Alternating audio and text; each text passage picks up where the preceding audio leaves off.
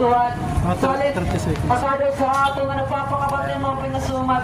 Dako ang klasya na ginhatag na akong buhay na Diyos para magpakabati haniya pulong kung para matagod buhaton.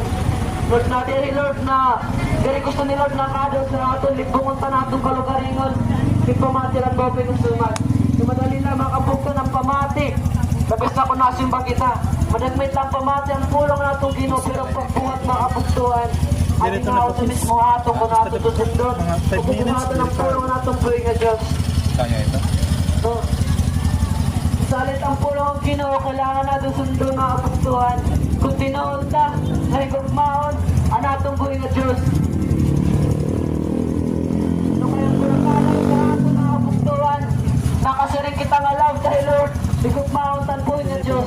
O pa ito mga kabuktuhan ko na ipakulugaringon. Natuod ka nga may Ginoo, natuod ka nga higugmaon mo na atong buhay nga Diyos.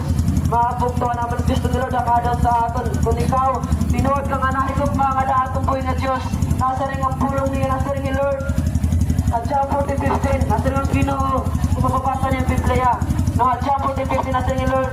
If you love me, you will keep my commandments. Kung tinuod mo, makabuktuhan na mahal na atong buhay nga Diyos.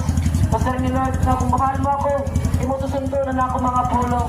Mga kabuktuhan, kung mahal, kung higugmaon na atong buhay nga Diyos, makadal sa aton. Maupin kita ang pulong ang Ginoo. O susundon ta ang pulong na atong buhay nga Diyos.